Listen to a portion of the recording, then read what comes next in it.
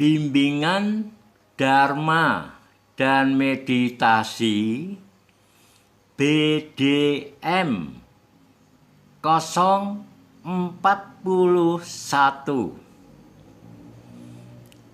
tentang kesurupan massal.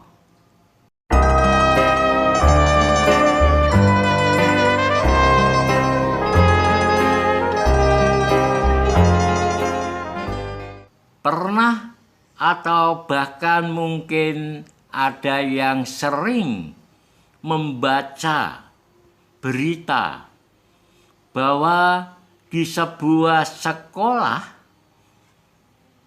terjadi kerasukan massal. Memang kerasukan massal ini sering terjadi di sekolah-sekolah, terutama di daerah pedesaan dan di pabrik-pabrik, pada buruh-buruh pabrik. Bahkan ada juga yang terjadi di rumah atau pada saat ada kegiatan komunitas tertentu. Bahkan pada saat pelatihan retret pun ada yang terjadi kasus kerasukan.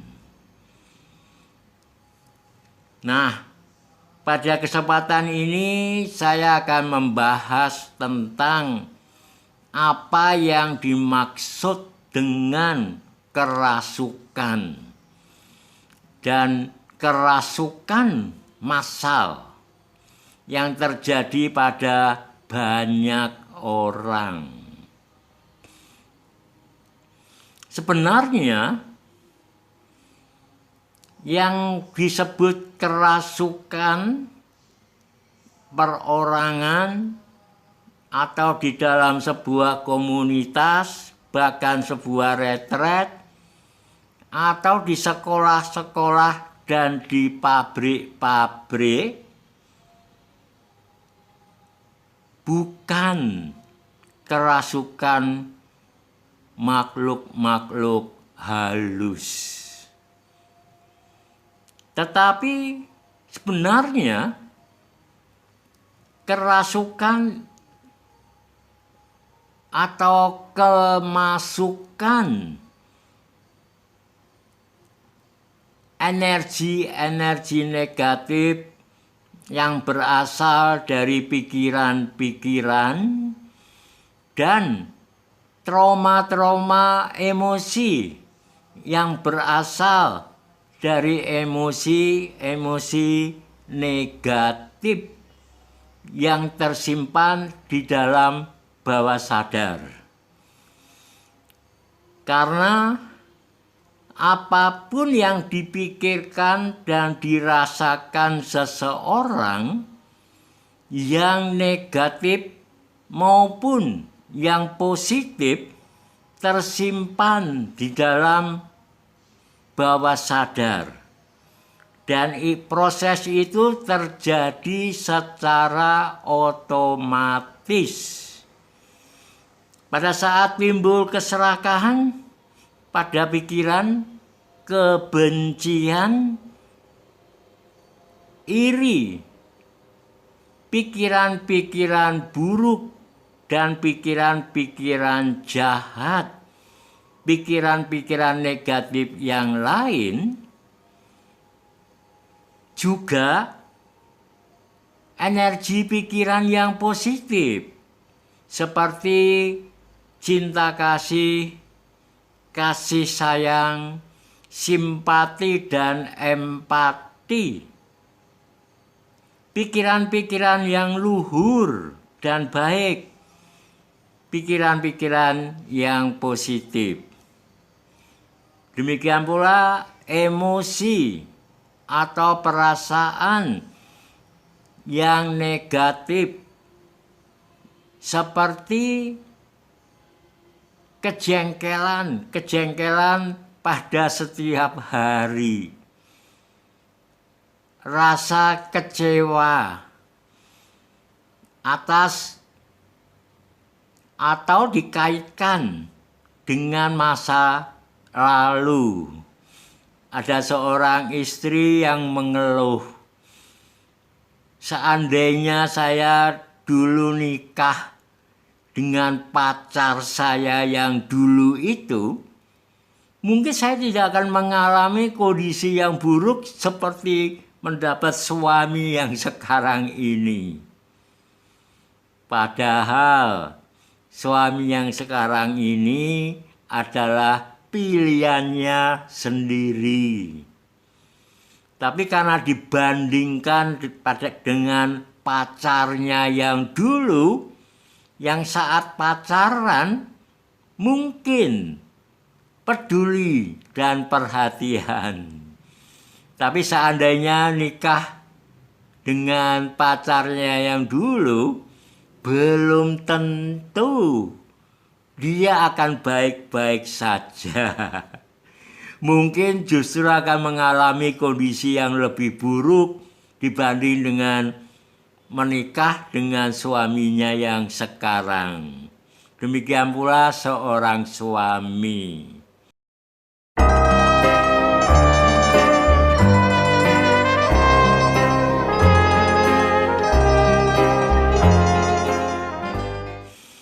Rasa kecewa, rasa sakit hati,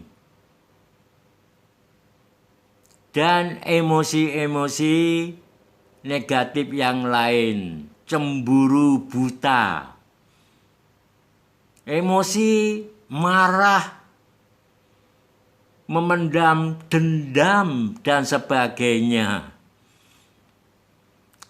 Tetapi juga ada emosi atau perasaan yang baik, yang positif, dan yang luhur.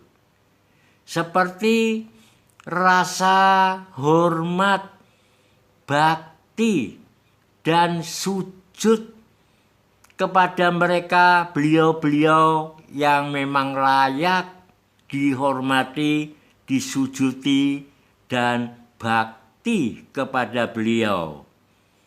Misalnya kepada orang tua, sanak keluarga yang lebih tua, atau kepada orang-orang yang lebih tua, atau orang-orang yang bijaksana, yang selalu mengingatkan kalau kita ini akan membuat perbuatan-perbuatan yang buruk.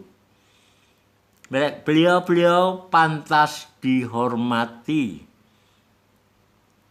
Demikian pula siapapun yang baik, yang luhur budi pekertinya, bahkan anak-anak pun yang baik, layak dihormati. Nah, perasaan seperti ini, kemudian juga rasa belas kasihan, kasih sayang, welas asih. Kemudian rasa ikut berempati dan bersimpati.